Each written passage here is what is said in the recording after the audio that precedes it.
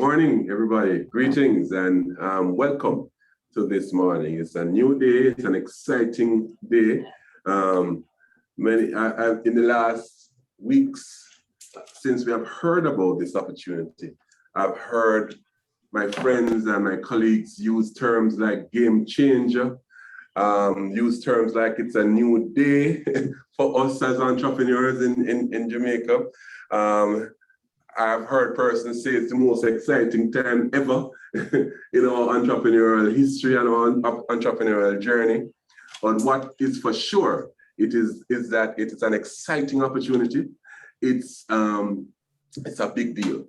And what are we talking about? We're talking about the ability of Jamaican firms to become sellers on Amazon using their Jamaican credentials, using your Jamaican address, using your Jamaican bank account, etc. It is a big deal.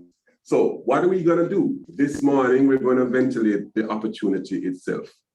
When JBDC heard about the opportunity specifically, we were excited as well, because as we always say, when persons speak about the hierarchy of needs of our entrepreneurs, at the very top, persons say that they need access to finance, generally speaking. And then somewhere down the line, perhaps second, sometimes it's third, but at the top, certainly in the top 5, is access to market, access to the right market, access to appropriate markets for our products. We're going to talk about that. We're going to talk about that in this series of workshops that we're going to be having. Not just one, because we realize that many things need to be ventilated about the particular opportunity.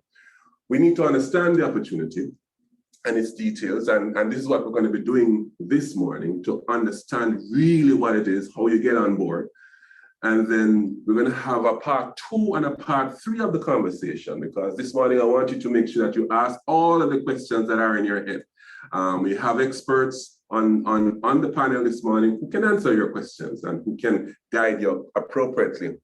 But beyond this session this morning, the next session that we're going to have, and you need to watch this space, it should be next week, but with the short week, we're watching that. But we're going to talk the next time around about the business that you need to transform, how do you need to prepare yourself as a business to take care of that opportunity. So in that, we're going to be talking about your whole business modeling that you need to be thinking about, your supply chain management, your fulfillment and logistics management, and things of that nature that you need to be thinking about and having being au fait with. We're going to be talking about things like your intellectual property management and the role of that, and how that relates to being able to properly take advantage of this opportunity. And that's the next session. And the final conversation, the third conversation that we're going to be having by this medium, is that we're going to be speaking about what is the ecosystem that we need to create to support an opportunity like this. How does our ecosystem support an opportunity like this? Are there financial products that are adequate and appropriate for an opportunity like this? What about our policy regime? Are there things that we need to be looking at from a policy perspective that would support an initiative like this? What about our customs and perhaps that falls on a policy and regulations? What does that mean for an opportunity like this? How does the environment facilitate an opportunity like this? Is the conversation that we're going to be having in our third session.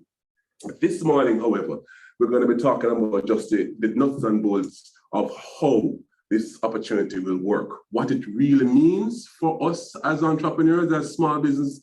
How do you get on to this opportunity, and how do you make it work for yourself? So we're talking nuts and bolts in terms of the specifics of the opportunity itself. The series of conversations is called Amazon 876, and I just love that, from Jamaica to the world. Kudos to our corporate communications department for coming up with this clever kind of title for the series. Dominique, I heard you had a lot to do with it. That's great. With really understanding the opportunities for the Amazon opportunity. And this morning, we have with us, apart from myself, who, I didn't introduce myself, did I? I am Harold Davis. I'm the Deputy Chief Executive Officer of the Jamaica Business Development Corporation. With us, we have Jean Green, who is an Amazon selling partner. She's from On Point Consultants Group, and she is with us this morning to share with you the ins and outs, the nuts and bolts of this opportunity. Also with us this morning, and I should have mentioned upfront that this series, we have partnered, JBDC, have partnered with our colleagues at the Jamaica Manufacturers and Exporters Association. And we are extremely happy to have them on board. We have partnered with the JMEA for many, many years. They are close partners with us. We have done a lot of work together, and we are so happy that for this series, we have agreed to come on board. Big up to Samara and her team at the JMEA. Thank you so much for being with us on this journey. So the third presenter that we have, third panelist that we have this morning is Mr. Stephen Dawkins. He is the chair of the export committee of the JMEA, and he's also export manager for Wisynco. So he has a lot of experience and has a lot to say as well in terms of the support of this initiative. But we are going to start with Jean. Jean, welcome, and welcome to this conversation. Tell our listeners and our viewers, what does this opportunity really mean, and how does one take advantage of this opportunity? Jean, I believe that you have a presentation to share with us. Yes, so welcome everyone. So my name is Jean, and I am a consultant for On Point Consultants. So I'm an online seller. So I've been an online seller for the last 5 years, and I'm actually a full-time seller. So I'm coming to you guys from the US. I'm actually from the neighboring island. I'm from Dominican Republic. So I'm an island girl as well. And so basically we're just gonna go over some basics just on how to get started on Amazon and kind of what you need to know up front. But definitely selling on Amazon is a great opportunity. For any of you who have any businesses already on the island, it's just gonna allow you to expand your products to more customers. And once you expand your products to more customers, that equals more sales, which in turn means more money in your pocket. So I'm gonna share my screen now. You'll be able to see my presentation. So, all right, so we're just gonna get started, right? So why is selling on Amazon so important, right? So Amazon right now accounts for 20% of all product sales in the US that are online. So that's a really big market share, and it continues to grow every year. What we've noticed is that not only is Amazon the top online retailer in the United States, but since the pandemic, that has only increased even more. So during the shutdown, more and more consumers started shopping online. It was harder to go into stores. Store hours varied, some stores closed, right? So the only way that you can find your essential products was essentially online, right? So a lot of customers started shopping online, not only for things around the house, but even groceries, right? Even medications. So it really became important for you to have that avenue to purchase your products. Now, what's interesting is that 65% of the entire US population will visit Amazon.com at least once a month, right? So that's 65%. So their market share is incredible, right? So that's why you want to sell on Amazon. And that's why it's awesome that now you can sell on Amazon directly from Jamaica without being a US registered company. So that's awesome, because that means that there's less barriers, especially with limited travel now due to the corona restrictions. It's important that now you can use all of your Jamaican documents to be able to register on Amazon and become a seller. Now, Amazon product listings are also the top ranked search in Google. So what that means is that when a customer in the US will search for a product that they're looking to buy, one of the top listings, if not the top listing, will always be Amazon.com. So it doesn't matter what you're in the market for, whether it's diapers or whether it's coffee, right? If you search that on Google, Amazon will be the top result. Now, Amazon also has something known as Amazon Prime, which is a subscription service, right? So Amazon Prime allows customers to shop products and they don't have to pay an additional cost for shipping because they pay a yearly or monthly membership fee to the program.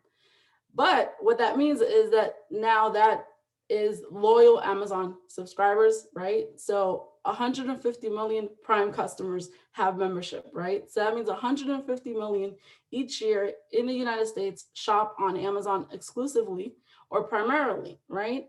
So they pay a premium for this monthly membership. Currently, the membership for Amazon monthlies, I think it's $12.99, or yearly it's $120. So you're paying $120 a year simply for the privilege of being able to shop on Amazon and not have to worry about your shipping costs. So that means whether you have to order one product or multiple products, shipping is always free. But what of course we love in the US about Amazon Prime is that your products are not only shipping to you free, but they're also shipping fast. So typically you will receive your product within 2 days of ordering it. So that's awesome. But overall, Amazon has 300 million active shoppers, right?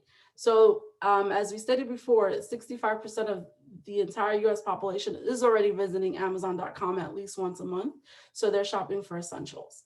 And what is interesting is that in 2020 alone, 80 billion in revenue was generated by third-party sellers. So that means that most of Amazon's revenue is not only from Amazon themselves selling, but third-party sellers like me and soon to be you will be taking part of those 80 billion in sales that Amazon generates every year, just from third-party sellers.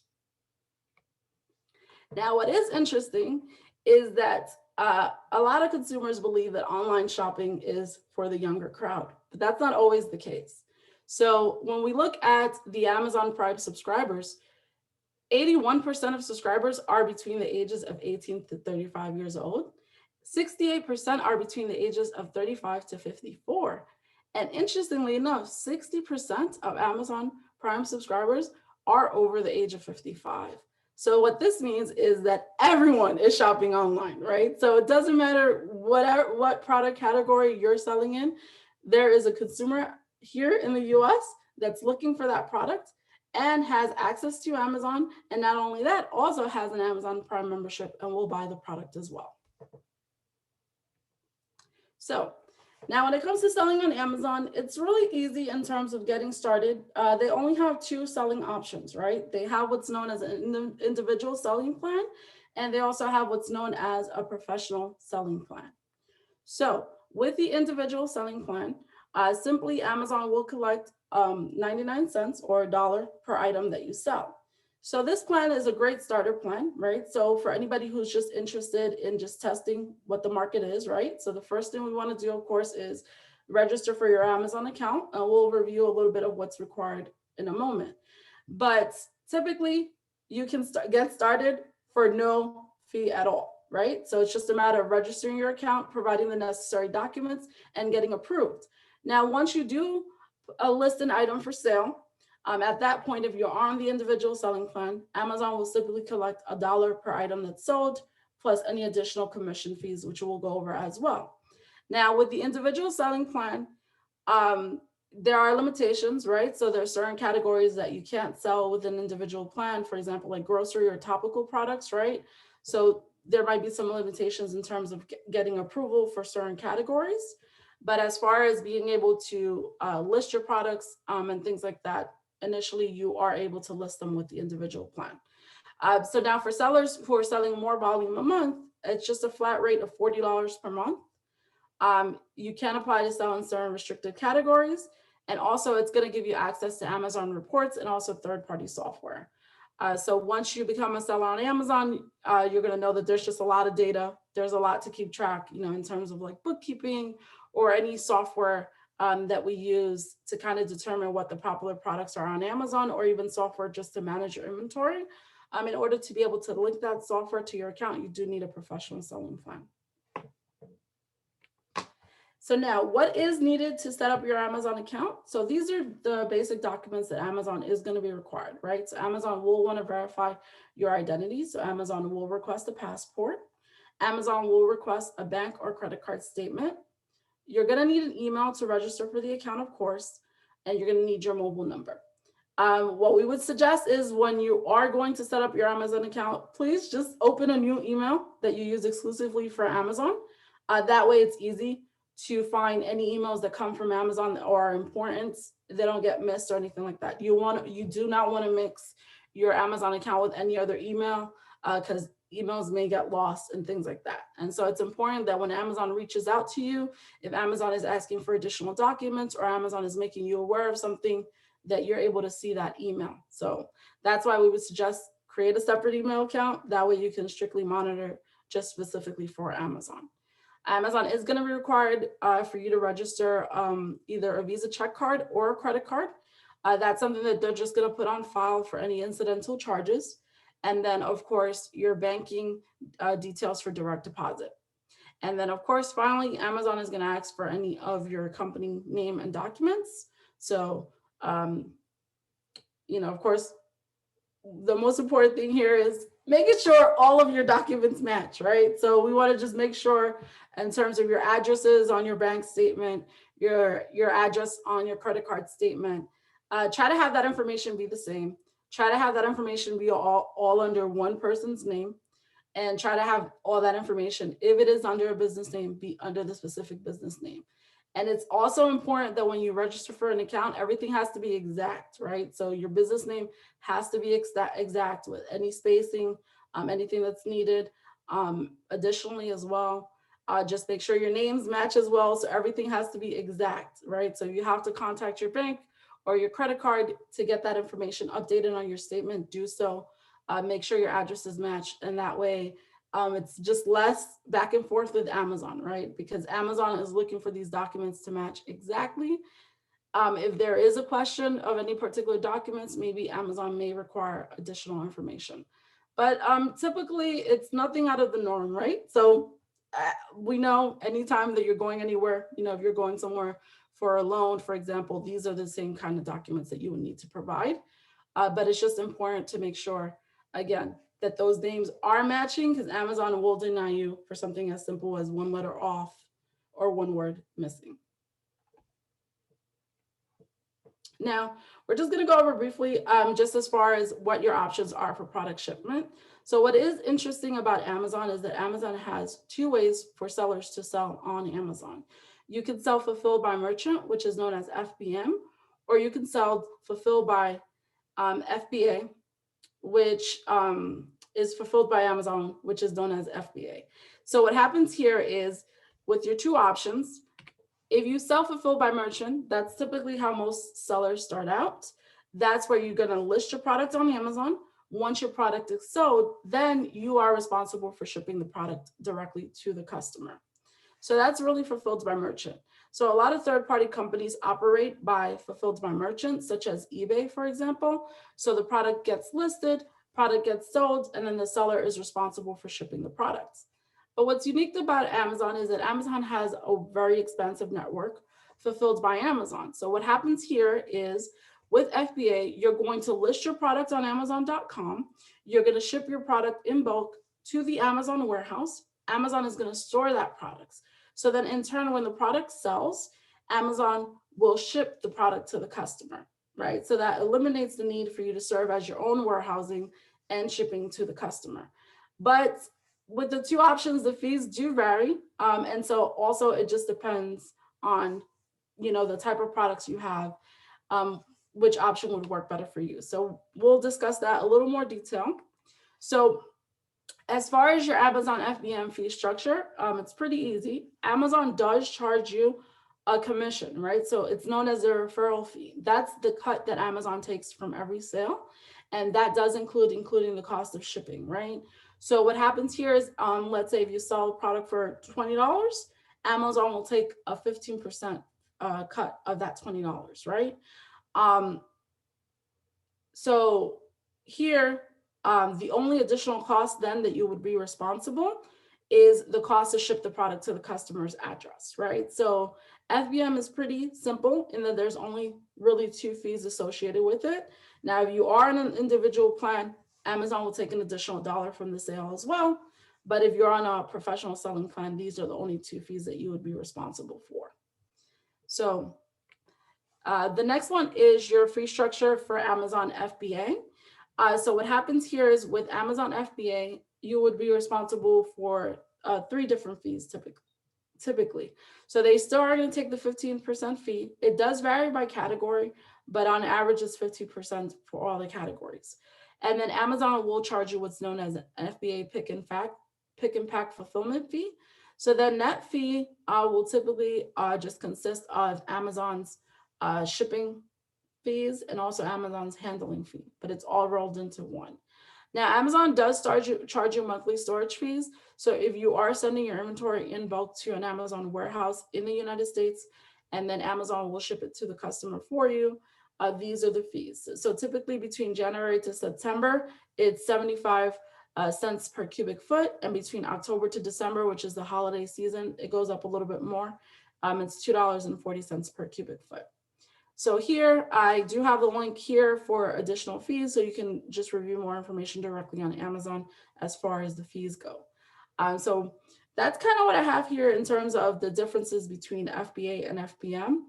If you have any questions, you can type them in the chat, and then we'll make sure that we'll go over them at the end.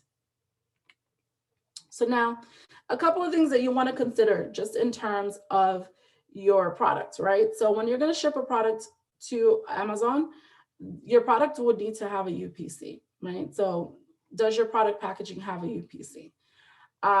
Now, also, as far as getting a product over, I'm sure Stephen will be able to discuss that a little bit more, but we want to know, is your product also registered with the Bureau of Standards, right? Also, can your product be exported into the United States, right?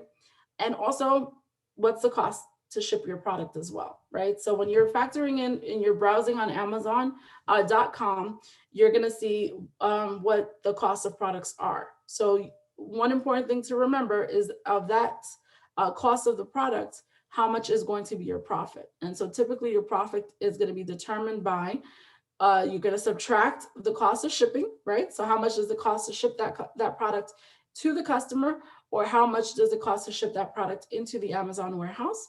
And then after that, you're going to deduct your Amazon 15% referral fee. And then from there, any additional fees that may apply. So that's pretty in a nutshell, right? So in terms of products, as we know, right, it's going to cost a lot to ship products, right? Just overall, product shipping costs are pretty high overall. But the good thing that we love about Amazon is Amazon customers, they are not the most price savvy shoppers, right? Amazon customers want the products that they want, and they want them when they want them, right? So Amazon customers will pay extra for shipping. Amazon customers want them fast. They will pay extra for expedited shipping. If you send in your products to an Amazon warehouse, those are the products that will be listed on Amazon as Prime. So those customers, because it's a Prime product and they're going to get it within 2 days, typically you can price your Prime products higher than you would price an item that's listed by merchant, right? So when a customer sees on the website, it's going to say fulfilled by Amazon versus fulfilled by seller, a customer will choose the option that says fulfilled by Amazon over the option that says fulfilled by merchant if they want their product sooner and they don't care about how much they have to pay extra for that. So typically, even though there are more fees associated with selling a product FBA, typically it may work out that that's an option that you want to use for your products because you are going to be able to charge top dollars for those products as well, right? But of course, at the beginning, there's nothing wrong with starting out and shipping your products directly to the customer. From Jamaica, you are able to do that. And customers will still shop those products as well. Especially if it's, some unique products that are from the island, customers will be willing to pay top dollar. And again, they have no problem paying for those shipping costs to get that product to them. So now, one of the most important things is Amazon terms of service, right? So Amazon is very strict with their terms of service. Amazon can terminate a seller or they can suspend a seller, right? So if you get terminated, that means that's for life. Amazon will no longer want you as a seller. Amazon can suspend your account for violating any policy. And there is a lengthy approval process that you have to go through to appeal in order to get your account reinstated. And of course, if your account is suspended by Amazon or if your account is terminated by Amazon, they will hold any funds that are outstanding. So these are the primary code of conduct regulations, right? So Amazon is strict in terms of accuracy, right? So Amazon, of course, wants to make sure that anything that you provide on the website is accurate. You want to definitely not misuse any Amazon's features or services, right? So any tricks or anything like that to get faster sales or to get your listing to rank higher in search results is not good. Amazon will catch on to that and they can suspend you. You definitely don't want to damage another seller, right? So you don't want to leave false reviews on another seller. Definitely they can track that as well. And a big one here is Amazon does not want you to attempt to influence customers with their ratings, feedbacks, or reviews, right? So you cannot offer a customer a discount. You cannot offer a customer a coupon in order to leave a review. That's a definite no-no on Amazon. What's really interesting about Amazon as well is that Amazon also polices the customer information, right? So such as the customer's phone number, the customer's address, and the customer's email. You cannot send unsolicited communications to a customer. If you want to message a customer, you can message them within the Amazon interface between buyer and seller messaging. You definitely do not want to attempt to circumvent the Amazon sales process. What that means is Amazon does not want you to redirect the customer to your own website or purchase the item elsewhere. All transactions have to be completed on Amazon. And also a big one that many may not know is you're not even allowed to operate more than one selling account on Amazon without a legitimate business purpose. So what that means is that if you have multiple companies and you would like to sell different products on different accounts, that's something that would require Amazon approval in order for you to have more than one Amazon account. Amazon can also suspend your seller account if they detect that you have more than one account. And so that's the end of the presentation. So we're just going to go over more details at the end in the Q&A. But if anybody wants to reach out to us, you can email us at info@onpointconsultants.com. And now we're also going to have a 4-week workshop. So it's going to be a crash course on getting started on Amazon and eBay. So if anybody's interested, you can visit our website, onpointconsultants.com. And so that's all that I have right now. Thank you so much, Jean. That was really important for us, and we are seeing lots and lots of questions being fired at us in the chat, which we will get to. But you said some very interesting things. One of the things that I find particularly interesting, Jean, is that the customer is Amazon's customer. It's not your customer. And that's a very important thing for us to recognize as entrepreneurs if we're wanting to sell on Amazon, that the customer is Amazon's customer, right? It's not your customer.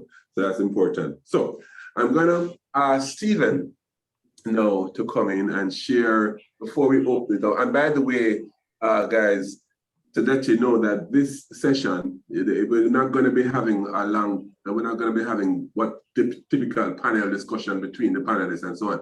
This session is primarily for you to ask questions. It's for you. It's a session to enable you, the entrepreneur, to ask all of the necessary questions specifically about this opportunity to Jean, Stephen, and myself, just to make sure that you get complete clarity on what this opportunity is about. So I'm going to ask Stephen Dawkins, who, like I said before, is the Vice President for JMEA and the Chair of the Export and Chair for Export and Logistics. Stephen is also the Group Export Manager for Wisynco. He unfortunately went to JC, didn't go to a good school like Excelsior.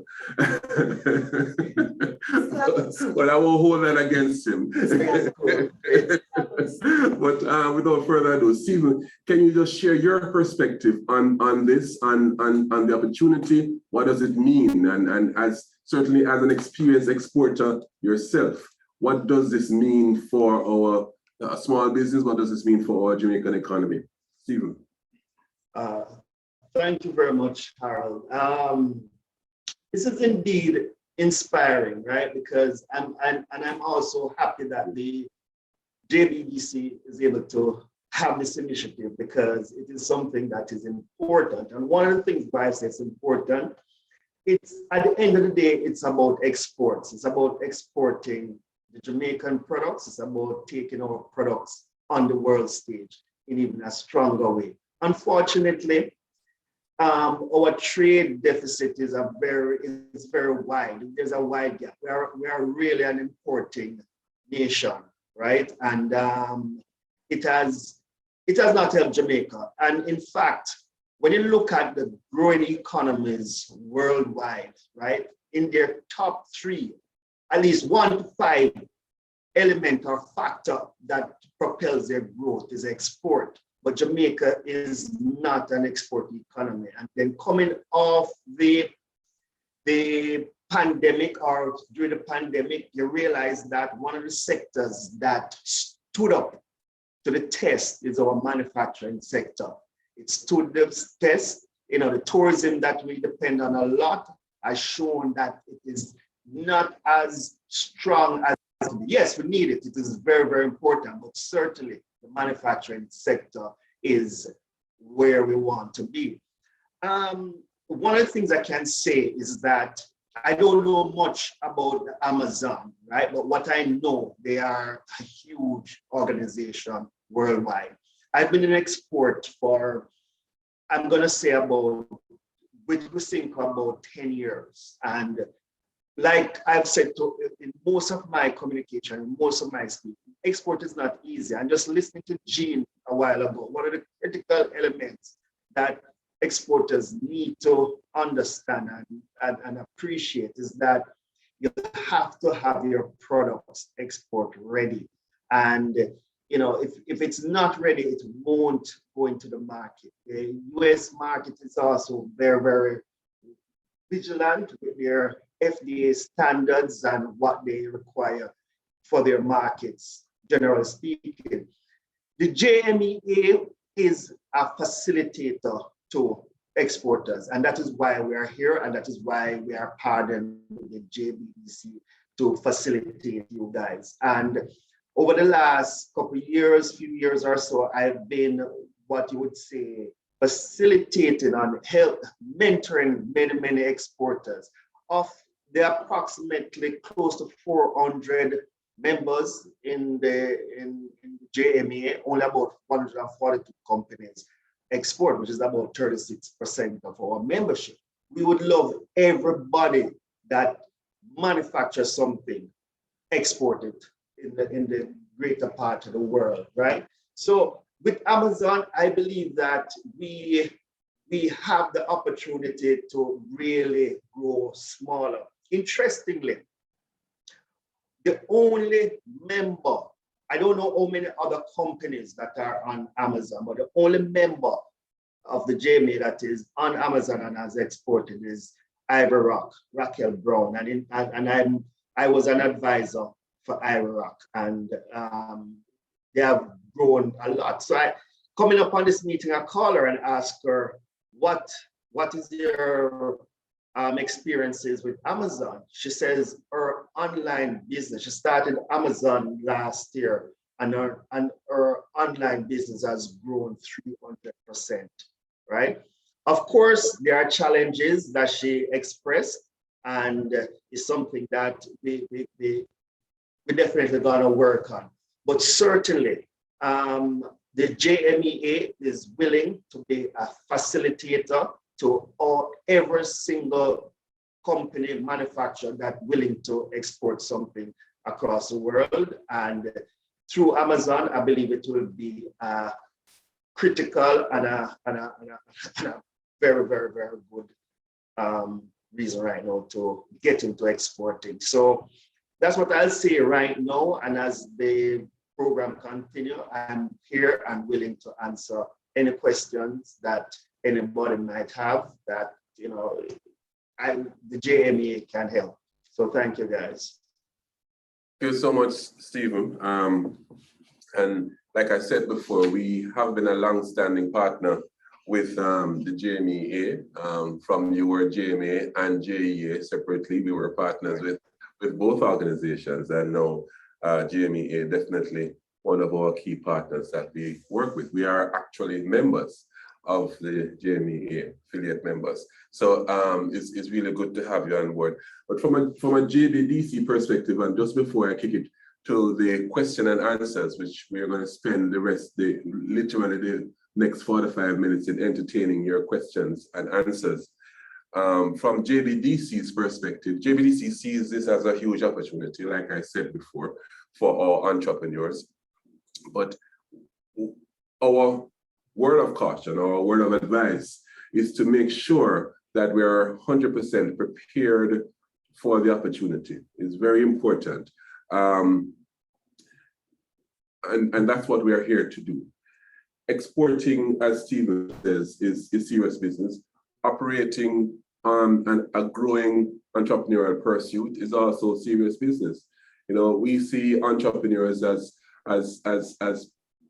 persons who will own businesses that are scalable, that will grow to international businesses and to be internationalized as well with their products and services. We see that growth trajectory every time we work with any business at all. So it's very, very important for us.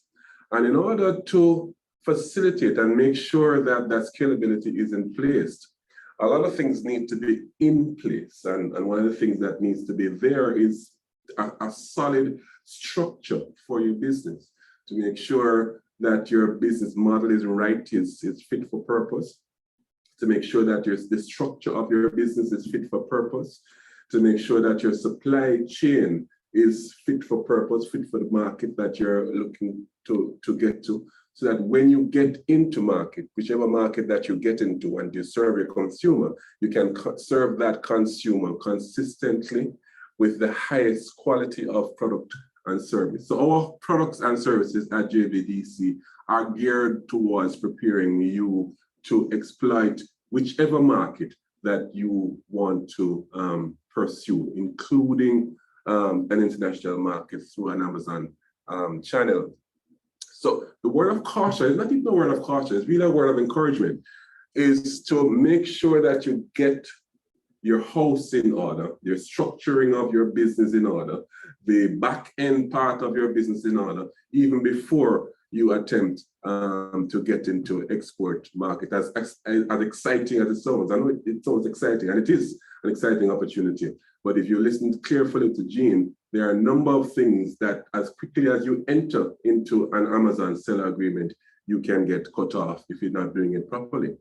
So that's very important for us. And that is why the next session that we're having will focus on what you need for your business itself to make sure that you're solid. I mean, philosophically, I know persons speak about the hierarchy of needs, starting with access to finance and then access to market, as I alluded to before.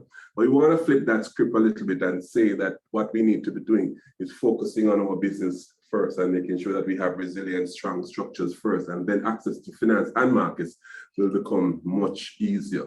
And that's the truth. You know, you can't access appropriate financial products without having a particular structure. The first thing that financier is going to ask you is your books and your history of record keeping and things of that nature, which speaks about a structuring of a business that is innate and important. So that's very important. So we are here to help. And at this point, we're going to open the floor for questions. Now, Sansia has been tracking the questions in the chat, which have been fast and furious. So Sansia, I'm going to allow you to probably highlight the first couple of questions that our panelists, between myself, Stephen, and of course, Jean, can provide some guidance on. Okay, thank you, Mr. Davis. Good morning, everyone, and thank you again for joining us this morning for this very important discussion on the Amazon opportunity. This is a series of 5 questions, actually, that is directed specifically to G. So the person, of course, is not in the meeting at the moment, but they wanted to find out what is the process for receiving and setting up payment, the use of barcodes accepted internationally on products, in terms of approval of ingredients in both edible and non-edible products that are classified as organic. They also want to know if there are competitive rates from local shippers to Amazon, to the Amazon warehouse, and what is the total cost to set up as an Amazon, I believe, seller. So how do you want to approach this? Because I know it's a lot. Yeah, before you go, Jean, I mean, a number of those specific questions are definitely going to be dealt with in our next session in terms of how it is that you need to structure your business. But you go ahead and I will tackle them, but I will tackle them simply. So quick and easy. So setting up for receiving payment is pretty easy, right? So your direct deposit is going to go to your bank. Amazon typically, they will pay every 2 weeks, so every 14 days. Now, Amazon does hold some funds, right? So when you make a sale, Amazon may hold the funds to allow some time for shipment. So typically when you get paid every 2 weeks, it's not your complete sales. It's allowing some time for returns and things of that nature. Use of barcodes. So in terms of barcodes, it's pretty easy. International barcodes, it's just a UPC, right? Amazon, when you ship the items into Amazon FBA, they do have what's known as a FNSKU. So that's a specific Amazon label that you would need to put on your product. So that way Amazon knows that that product belongs to that specific seller.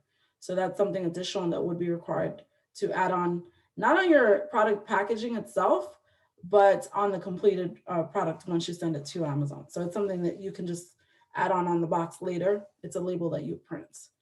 Now, in terms of approval for ingredients in both edibles and non-edibles, I think that might be a question for Stephen, but here I would know that typically anything that you want to check, it has to be FDA approved, right? So that would be the best resource to check any of that information.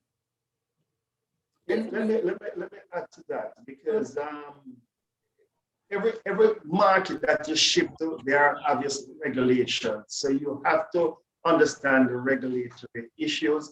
The Bureau of Standards can help, but the local agency, include JBC themselves, us, JAMPRO, Exim Bank, and a number of companies that are very supportive to the whole export matters, every matters concerning export. Another key thing is shipment. Obviously, the more volumes that you ship is the cheaper that your product becomes. So pricing your product, and I'm sure in the future, the seminars ahead will discuss that, but pricing your products is a critical part of the whole thing to ensure that you make money, right? So that is how I would answer it. Yes. After that, Stephen, Junior mentioned FDA approval. No, we're going to have to do some research where that is concerned, because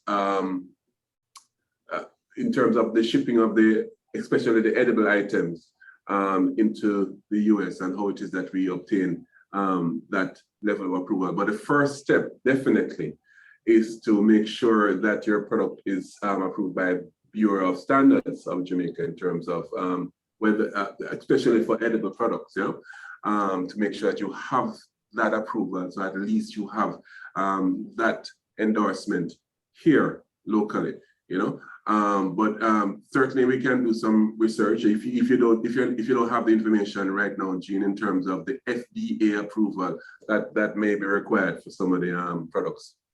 Jean, you're about to say something? Yeah, so I don't have that information now, but yes, that's something that we would need to research. Now, in terms of just competitive rates, typically DHL has good pricing. Yeah. So DHL is international solution. It typically doesn't matter which country, DHL offers really competitive pricing as well.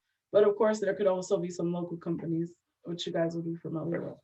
Yeah. And then lastly, it was just total cost to set up an account on Amazon. So really there's no cost, right?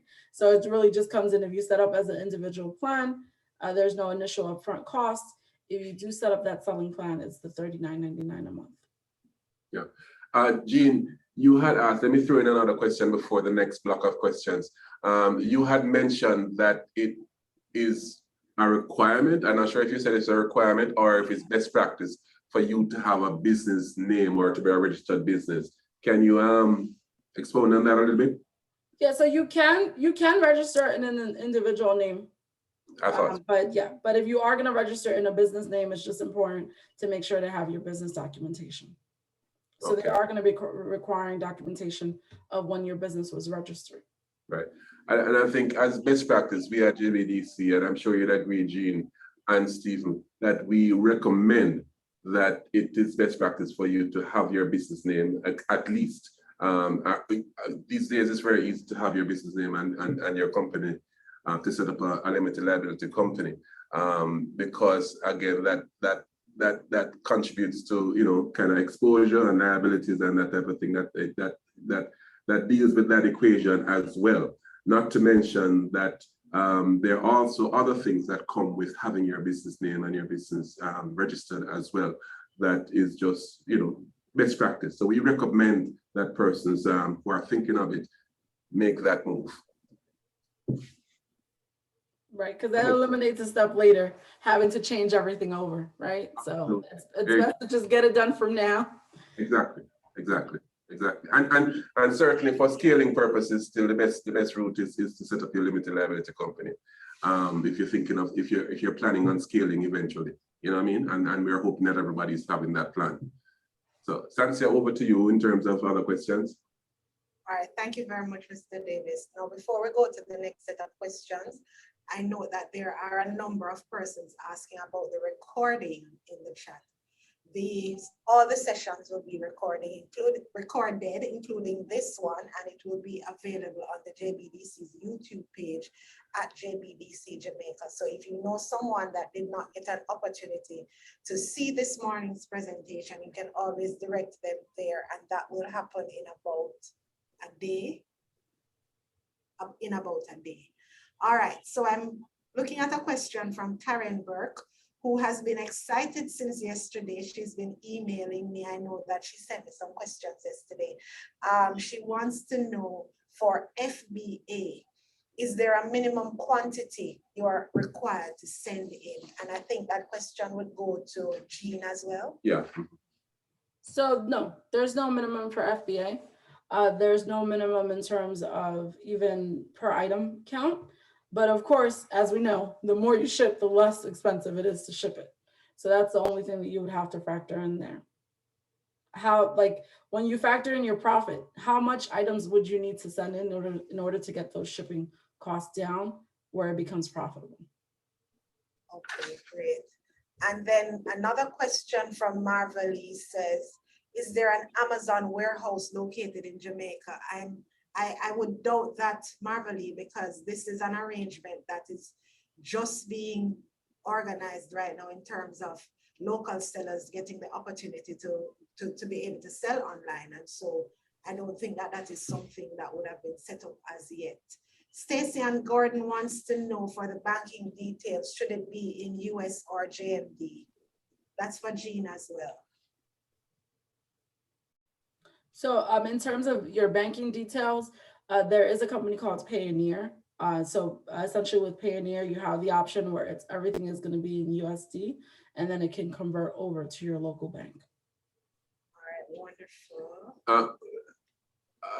Jean, could you, can we just put in the chat Payoneer and what, you know, what it is, so that persons can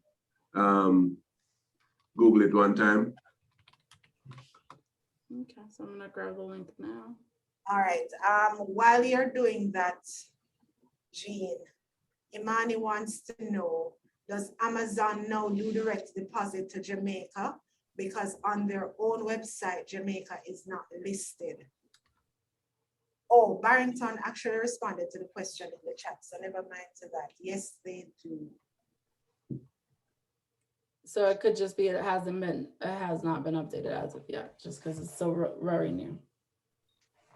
All right, so Claudia is asking about the US FDA standards. And as Mr. Davis said, that is something that we're gonna have to explore at a later point in terms of getting our products to meet those standards.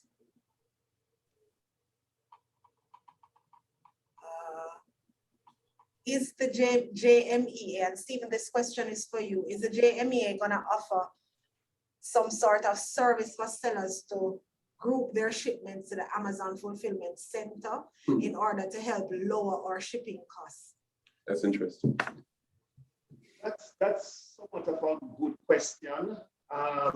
What the JMA does is facilitate through other suppliers or distributors to currently what we do is consolidate shipments. Like we think ourselves will consolidate shipments to a specific buyer in a specific market in order for costs to be low.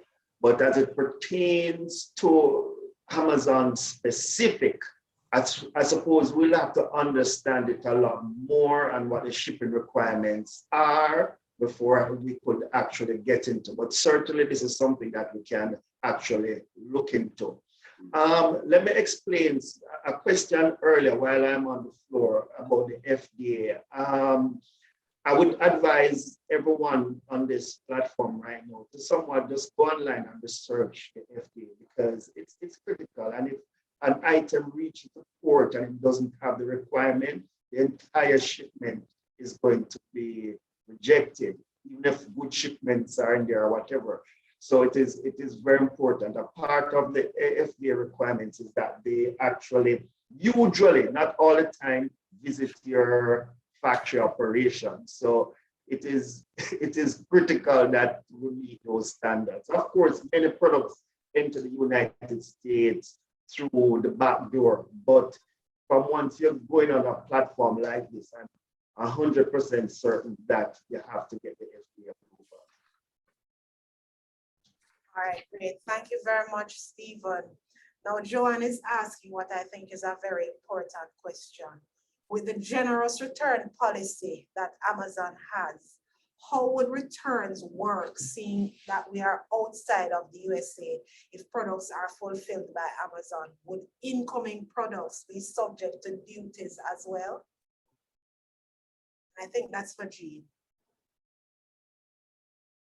Okay. So Jean, just before you answer that one, I want to also recognize on the chat your colleague Jean Barrington, who is also has been busily texting responses to folks as they go along. But Barrington McIntosh, she's also from TVJ fame. He's also one of the partners in On Point Consultants. So Barrington, I might call on you shortly to let us see your face in it, right? So Jean, go ahead. Yeah, so in terms, you do need a US return address. So what happens is there are third-party companies in the US that can process those return shipments for you. So the way that would happen is once the item is returned by the customer, if you're sending it into FBA, so it's a prime order, once that item is returned back to an Amazon warehouse, Amazon will inspect the product. If the product can be sold as new, it would just go back in your inventory. Now, if that product was open or if the customer claimed that the product was defective, that's something that you would need to recall. So then in order to recall that product, you would need to send it to a US address. Any items that are sold by fulfilled by merchant, those items would also need to be returned to a US address, but there are third-party companies in the US that can handle that for you. All right, great. Another important question as well, what are the limitations with selling as an individual versus a company? Versus a company? Yes, so So if I want to sign up as an individual, I'll sign up as Sansia Campbell and not as a company name. Are there any limitations to me selling like that? No. No, I don't think there are limitations per se. But Jean was saying that as an individual, you can ship up to 40 items per month. Is that it in that category? And then beyond that, the category changes. Is that Jean? Am I correct? It just means if you sign up as under your name versus a business name, really the only difference would really just be your liability, right? So liability, right, versus an individual versus a business. But in terms of Amazon, you have your individual plan versus your professional. So with the individual, Amazon will charge an additional $1 in fees per sale.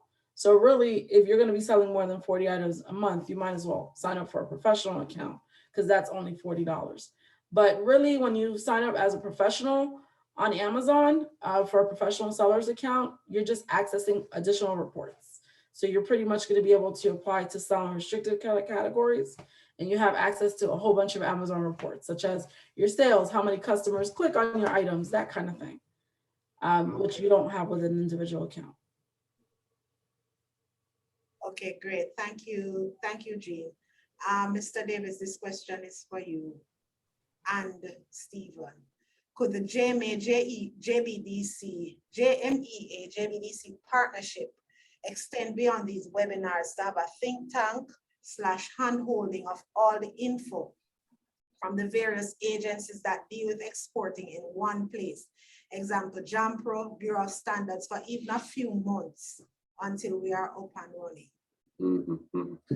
Yeah, thanks for that. I think definitely, Stephen, we can explore that. We're good to go with that. I think as far as JBDC is concerned, we consider ourselves network brokers as well, so in terms of having all the information required from the various agencies and so on to be able to present. I think, Stephen, that's an excellent idea. We definitely can pursue that. I don't know, what are your thoughts, Stephen? But I think it's an excellent idea. I mean, absolutely. I mean, that's what we pretty much here to do, is to really facilitate exporters. And one of the things is that we know that persons, based on the platform that is right now, I see that over 200 persons log into this. What it means is that persons are pretty excited about exporting. And the challenge will always be getting yourself ready to be an exporter.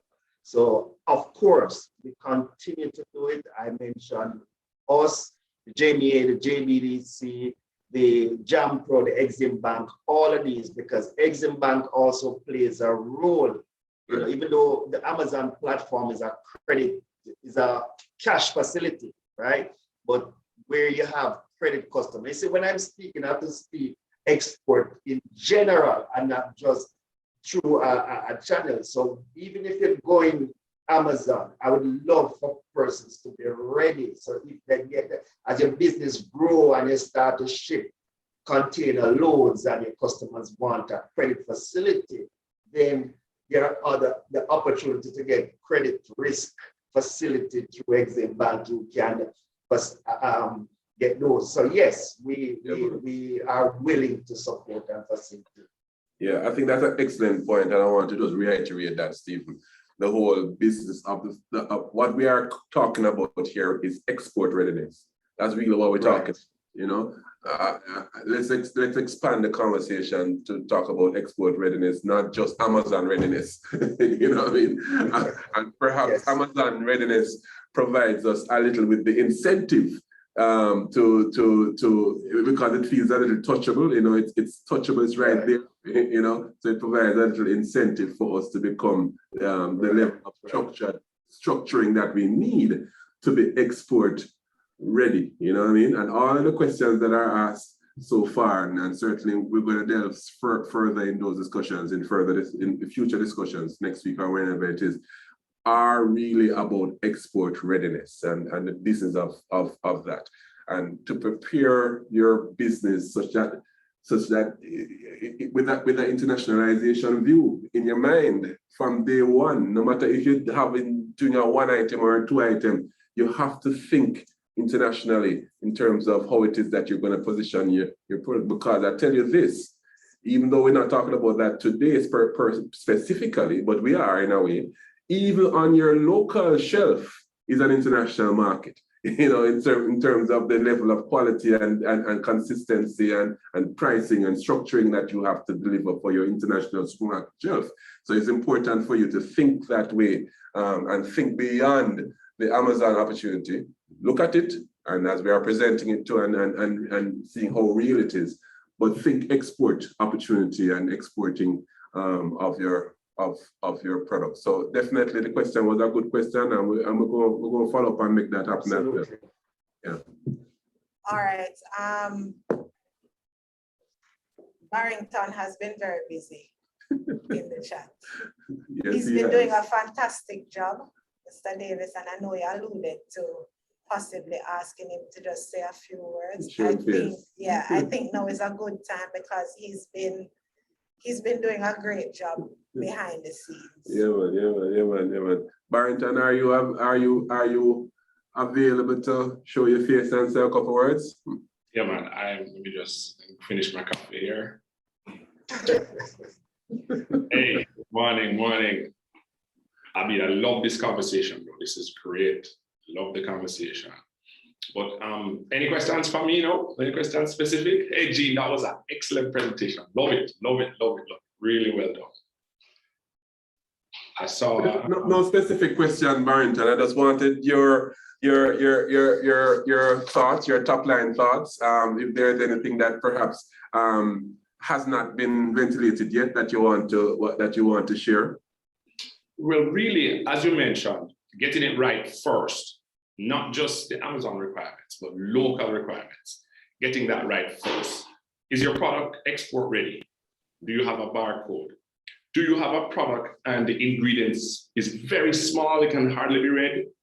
Those are the things. So what I would love is that structure where persons come to JVDC or they go to Bureau of Standards and get it right. Once it is right, it's so easy to follow proven strategies to then get your product listed on Amazon. So you don't want to go through the headaches of, okay, your product is shipped and then FDA stop it and say, hey, you don't have a registration. We're going to send your products back. You have to think about the items. No, if you have products that are, let's say, glass, and you send 24 and one item crack, and that item gets to Amazon, they will not salvage that one item. They will destroy the entire 24. So you have to know what you're doing when you're getting your items ready for Amazon. And I heard earlier someone mentioned about the fact of, can you be an individual seller or a professional seller? You have both options. And the thing is, you can start as an individual, even though we recommend to go and get a business because you want to do it right. We recommend that. You can start as an individual seller. But then let's say you start to sell 80 products a month. It's not going to be worth it because every product that you sell, you're going to be charged $1. So if you just go for the professional package, it's $39.99 and then it stops right there. So if you sell 50 products, you're going to be charged $50. So just go for the $39.99 and you get all the reporting, as Jean mentioned, and the reporting is critical because that helps you to understand what are buyers typing in when they're searching for products. How many times did they come on the link? How many times did they click? They give you so much data that you can use to really set up yourself in terms of the holiday sales or what's coming up. So I think this opportunity for local businesses is something that if done right, as mentioned in the presentation, you have to do it right. Because what we see is so often people will come on and they start the sign-up process and they have a different address on their bill than what they used to sign up for Amazon. Automatically they put you in a loop. This is done by AI. This is done by computers. They don't have an individual going through all of these applications. They get millions of applications. So if the system runs your application, runs your passport, something is off, it's just going to put you back in a loop and it's going to say, hey, listen, we need you to get this right before you can even start. So it's so important to get all of the documents that they require and to get those documents on hand, have your bank statement, your Visa check card, and your, copy of your passport or copy of your driver's license, have all of that, and it should have the address that you registered with on Amazon, or else they're going to kick it back to you. Another important point that I really wanted to stress is when you're getting started, if you just, like even an I on the bill is different, or a T, anything, it is important to get all of this done properly. It might seem like a stressful thing to start out, but they want to ensure that the people on their platform are going to solve the problem that their customers have. Amazon is fanatic about the customer. It's all about the customer. So they want to know that you have a similar mindset and you're thinking, how can I satisfy these customers? That is very, very, very important. Hey, thank you so much, Barrington. I want to acknowledge at this time that our minister is on the chat. He has been on our meetings since morning. I mean, Minister Dunn, that is. Minister Dunn is the Minister of State in the Ministry of Industry, Investment and Commerce. I remember earlier on in our conversation, I had mentioned the importance of appropriate policy support for exporters generally, and certainly for us to take advantage of this opportunity. And the fact that the Minister Dunn, who from day one was excited along with us and has shared with us before on this opportunity, and he is here. I'm not sure, Minister, if you are wanting, I know you hadn't planned on saying anything or anything like that, you just plan on being here, but I'm not sure if you wanted to say anything.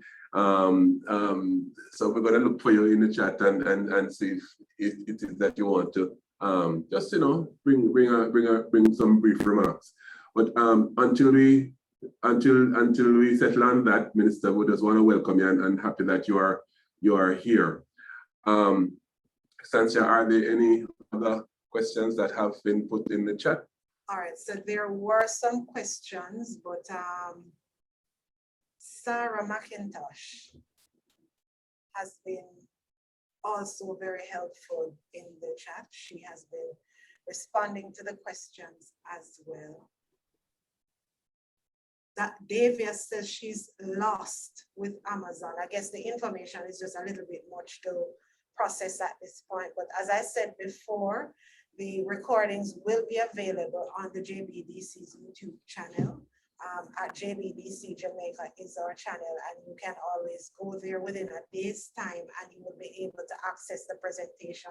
So you can take it in bite-sized pieces as you would want to take it. It's also important for you to know that Jean posted the slides as well in the chat. So if you want to download those as well so that you can go through the presentation while you are listening to the recording, that will also be helpful to you.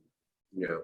And quickly, guys, there's a syndrome when you start out, and it's called paralysis by analysis. Everybody goes through that.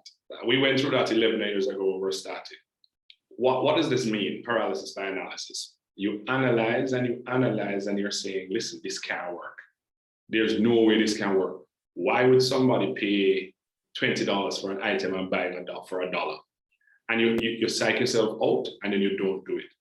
The important thing for this is to take action. You want to take action on what you are hearing and what you are learning. You won't be able to understand the whole thing in one presentation. There's no way. There's no way for you to understand everything in one presentation. What you need to understand right now is that this is an opportunity, and if it is handled correctly, if you approach it correctly, right mindset, deliver quality goods all over the world, deliver quality customer service, you can do well for your business. That is the key that you want to take away from this presentation. So don't try to get everything in one presentation. Just understand what we're talking about, the opportunity. And if you understand that and you start to take small steps towards understanding the opportunity and to leveraging the opportunity, then you will see what happens. But the important thing is just you have to provide consistent customer service. You have to provide a quality product that we have in Jamaica, because guess what? You're now going to be competing with sellers around the world. It's not your store in halfway tree that, you know, one person passing or 10 people passing. You're talking about competing with people from all around the world. But why are we unique? We have unique products here in Jamaica. So you're now able to display those unique products to millions of people around the world. That is the important thing. I think what you said, Stephen, I'm mixing up, Barrington, is important. And sorry to mix you up, Barrington and Stephen. I know you're better looking. But I didn't go to JC. But I think the important thing for us to understand here this morning, guys, is that the first thing that we need to understand is what the opportunity is. That's the very, very first thing that we need. So when you hear about it again, you understand clearly what it is and what it means to take advantage of this opportunity. That's the important thing. Yeah. At the very opening, I had said that this is an awesome opportunity, and it is an awesome opportunity. And I agree with Barrington that we shouldn't get the paralysis that comes with the overwhelming feeling of, oh my God. But what we should do is recognize in a very sober way what the opportunity entails and understand what it is that I need to do to take advantage of this opportunity. Very, very important. And what we have done this morning, there are a couple of other questions in the chat, a couple of other issues being discussed in the chat. What we have done this morning is open this conversation so that you are very clear and comfortable talking about this opportunity, comfortably in seeing the opportunity and understand how that matches with where you are now with your business. Yeah. Can I go ahead and start? Can I do tentatively, or do I need to fix X, Y, and Z, A, B, and C, or deal with it before? And that's what we are here to do. We are here to close that gap if there's a gap between what the opportunity requires and where you are now. That's what we are here to do. So don't. This is not about getting intimidated at all. This is about making sure that you know what exactly the opportunity entails and how it is and where it is that you're positioned right now vis-a-vis what is required for the opportunity itself.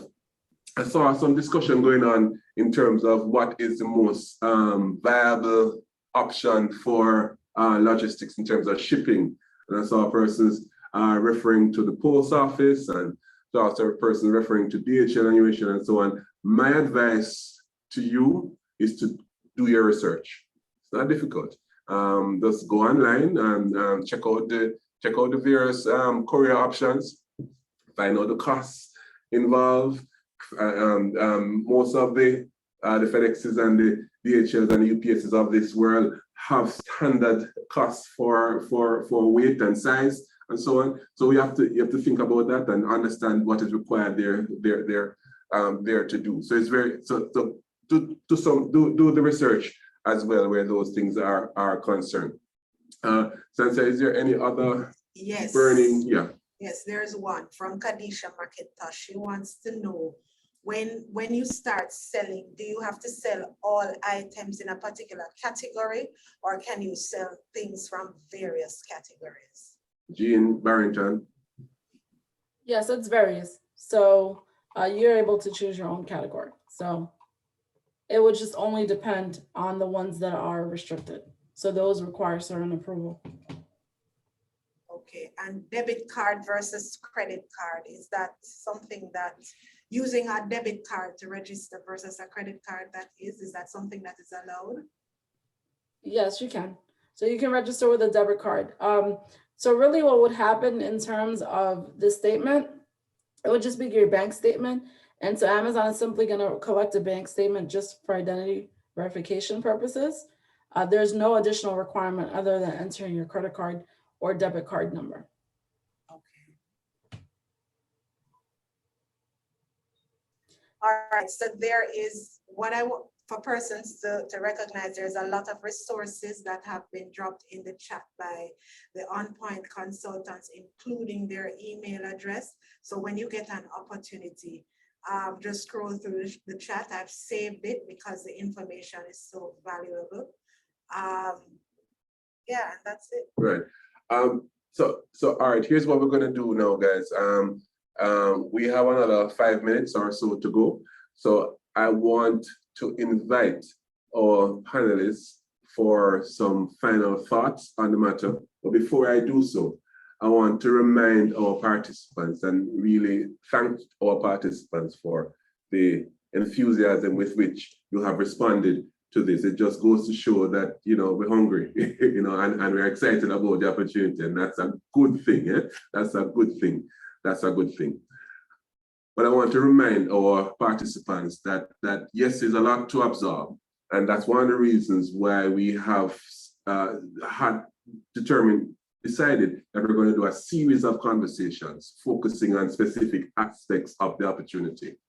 Today, what we focused on was just for you to understand in broad terms what the opportunity is in real terms, so that when you're having this conversation in your business with your colleague entrepreneur, we speak intelligently exactly about what the opportunity entails, really in real terms.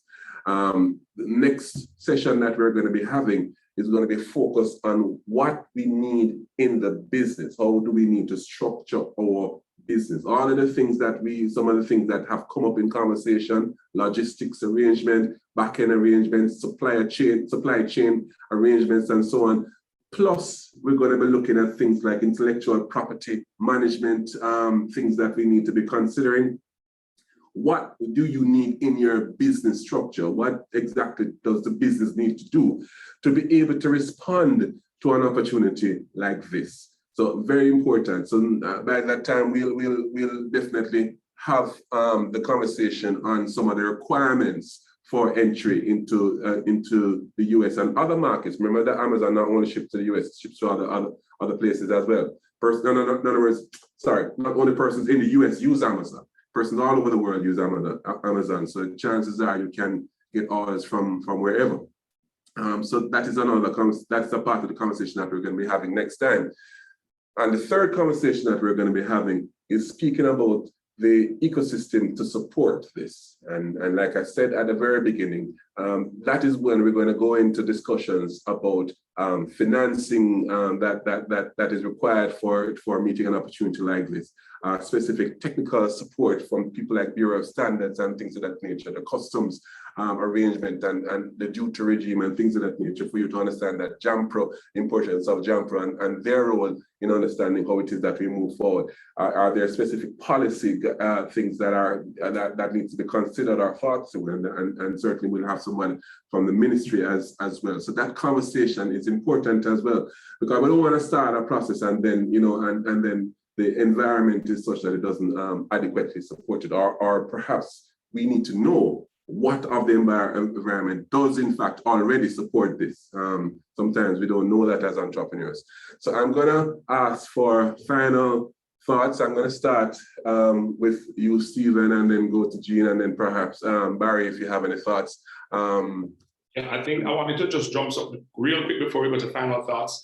I got a message a while ago. I'm trying to see who sent me that message, but Ashley, very, very good question she had, and it was regarding taxation. Very good question. I can't believe we're finishing this and we didn't talk about taxation. No, we're in the North American Free Trade Agreement. So when you're registering, Amazon will ask you to fill out a form. I think it's the W-A-B-E-N, and that form is telling them that you're not a US person for tax purposes. That is very, very important. You're not a US person. Well, if you are a US person, you have to declare that with FATCA and all these things. You have to declare that. But when you're registering to sell on Amazon, they ask you, where are you from, so and so, and they'll take that information. Now, once that is done and you complete the tax interview, then they will know at the end of the year, based on your sales, what form to send to you. So, Harold, Jamaican accountants, we have a lot of work coming up now, because that is going to be a whole nother can. That's in taxation. That's a whole nother can of worms. But the accountants now need to get themselves up to speed with, okay, how does this taxation work? Because Amazon recognizes you as a business. It's 200 sales or $20,000 US. 200 sales or $20,000 US. Once you go over that threshold, they're going to send you that applicable form. And then that form, now you have to go pay the tax. So they're not, you have to go and pay the tax in your jurisdiction. Because of the North American Free Trade, you're not going to pay taxes there and pay taxes here in Jamaica. So it's one jurisdiction. So you're going to be paying the tax here. So accountants know, this is where your work comes in. You need to get yourself familiar with the whole process because people are going to be coming to you. I mean, we have already onboarded experts who are going to assist with that locally. Experts with the accounting, with your numbers. Very important. You're not just online to make a sale. You're online to make a profit. So your encounter very important. They have to know what is going on because sometimes I'll be the one to say, hey, I love this item. I'm going to buy a whole pallet. Sarah, who is on in the chat, she's an accountant. She's going to look and say, you're not going to make the money off of that. It don't make no sense you buy that. Because when you send in the shipping, when Amazon take out the fees, nothing left. Exactly. And then that lick your brain like, okay, all right. So it's very, very important. And that's why we have set up this workshop to really walk people through all of these steps. Because if you get it wrong, you're going to be in trouble. You have to get all of this correctly. When we started 11 years ago, nobody knew anything about this platform. It was just coming in. FBA was just coming in. But based on the years of experience, we have seen what is required and we can guide you. Okay, this is what you need for the next step. This is how you can grow. Barrington, this discussion about the taxation is a very important thing, and definitely I think we probably should include that in our discussion when we do on the third session that we have when we talk about ecosystem. But as you rightly said, the very important, one of the very important things that you just said a while ago, because you said a lot of stuff, is that remember at the end of the day, we're in business to make money. We're in business to make a profit, you know? So it's not that, so we have to understand, and that drills down, and we're gonna go into that in terms of your business model next week. That drills down to the selection of what products you're gonna be putting online. Not only that you need to be putting the products that you have an inventory of, you know, so that you don't have a one-off kind of reality. You need to be putting in products online that takes into account the margins required with all of the shipping costs and Amazon costs and so on, so that you can still make a profit on the product. It's not about the exposure. At the end of the day, it's about making a profit, and that's what allows your business to sustain, to survive, and that's what allows your business to grow. In fact, and we're going to go into that when we speak in detail about the business model that is required to basically take advantage of an opportunity like this. Yeah, I have someone I'm going to recommend to come on. He handles accounting and legal issues, and he's very good at that. He's actually a US CPA, he's a Jamaican accountant lawyer as well. I'm going to send you his information. I'm sure he'll love it. He's good on both jurisdictions. But let me tell you why I'm excited about this. Do you know that we sold tambourine balls? If you're on this chat now, look at my face, look at my face. We sold tambourine balls, and we listed, I think we listed, was coming like 6 in a pack, and we listed about 12. When we ran out, the customers were emailing, when are you getting more of these in stock? I had to go find the guy and purchase from him in bulk because tambourine balls were selling. They're asking me, when are you going to get Buster? When are you going to get Donkey Kong? The opportunity, Harold, is like, it is just what you have to do it right. You must be right. So Doctor, don't just join. Yes. Thanks, Barry. And I'm gonna go to, while I get allow the minister to get settled in. He doesn't even know that I'm gonna come to him for his thoughts. But so he's hearing no while I tell him that we're gonna come to you, Minister, and ask for your thoughts, if you will. But before that, Stephen, can you give us some thoughts, your final thoughts?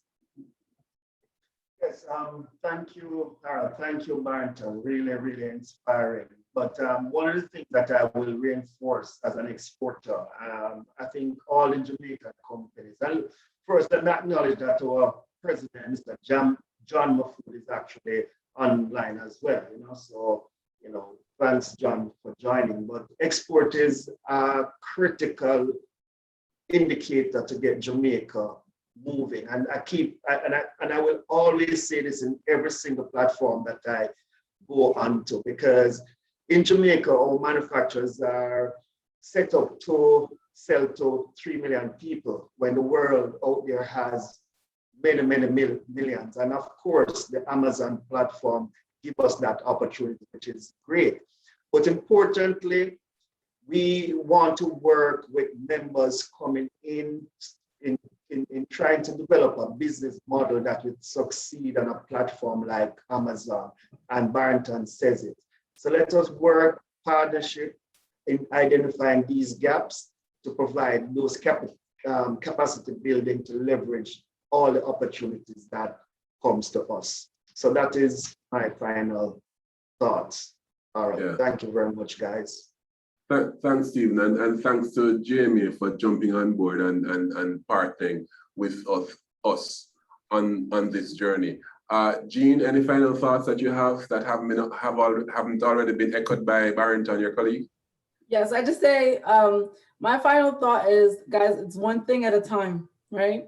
So the most important thing, right, is your business set up? Do you have your documents, right? So you're going to do that first, right? Then your second thing is to actually get approval on Amazon.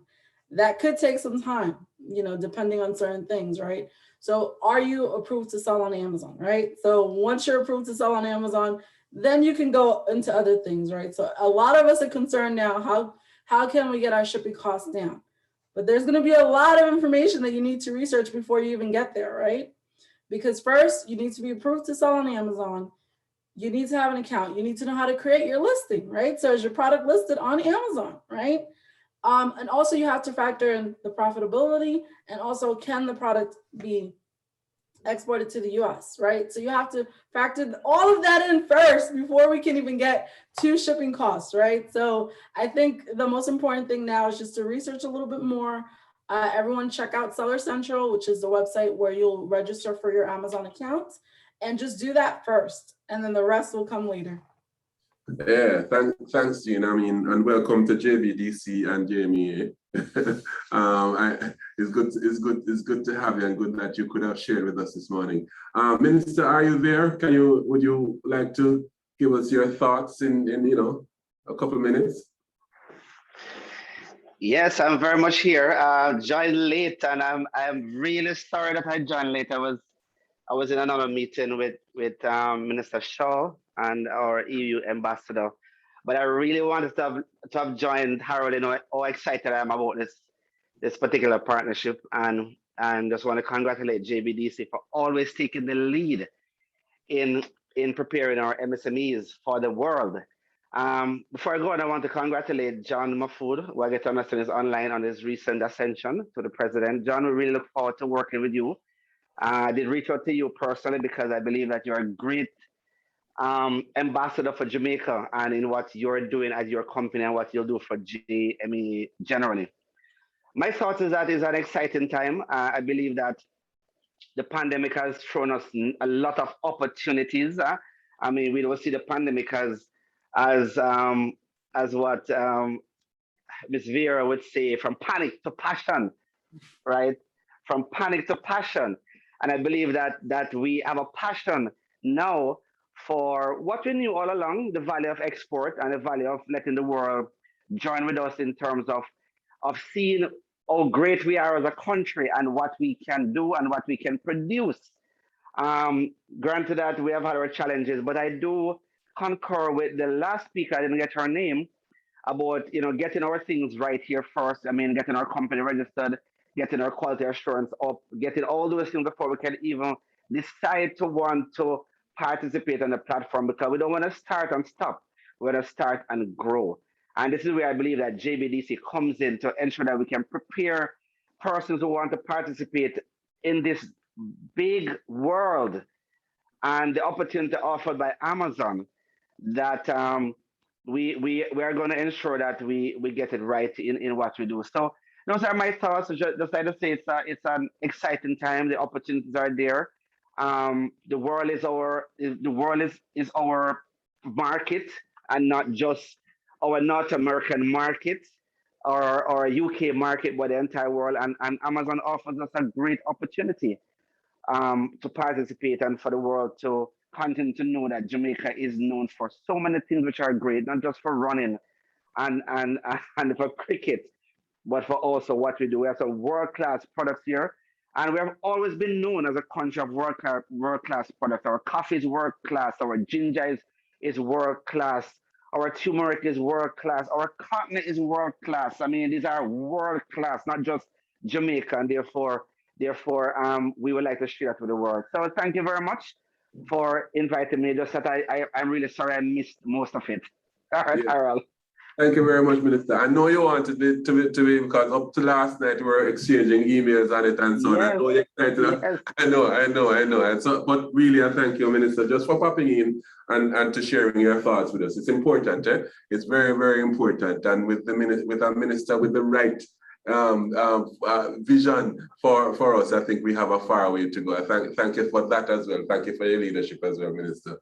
So as we wrap, I just want to say a couple of things. One is that remind our viewers who may not know that we also own and manage Things Jamaican.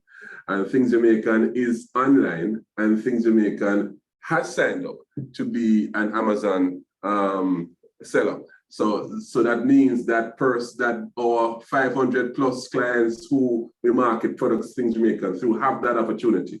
But of course, not everybody is going to be ready for the opportunity for this specific opportunity. But as an umbrella, as a kind of cushion, Things Jamaican is there. So finally, as I close, I want to share with you that we believe, as I started, that this is a big deal. It's a huge opportunity for us in Jamaica. But like they say, success is when opportunity meets preparedness. No? So we have to make sure that we are in fact prepared. So our session next week is geared specifically towards the business preparedness. So now we know what the opportunity is about. So for next week, Tuesday, same time, same place, on the 3rd of August, at same time, same place, we're going to be drilling down in terms of what it means to be prepared. What does our business model need to look like?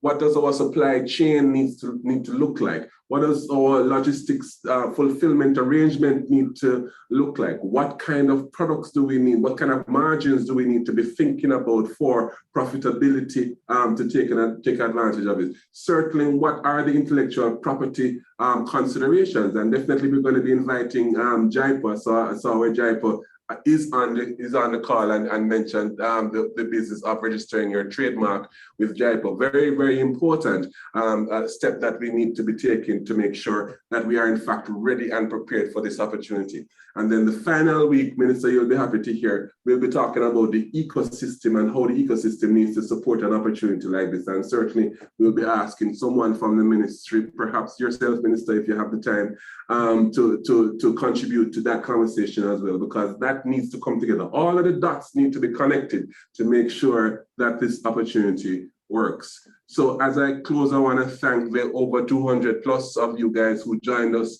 this morning, and to say that it's on.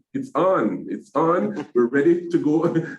We're ready to take advantage of this opportunity. We're ready to prepare you. I want to acknowledge the JMEA again, and congratulations to the new president. Summer Food, good to have you. But Steve, we're certainly excited to have you on this morning to share with us.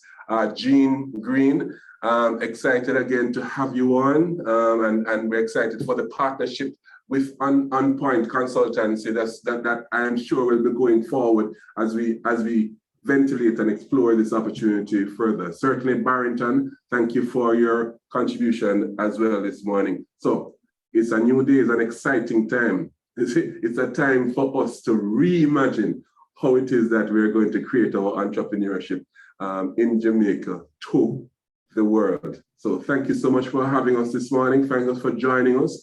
Next week, same time, same place, we'll be back. Have yourselves a wonderful rest of the day, and thank you again.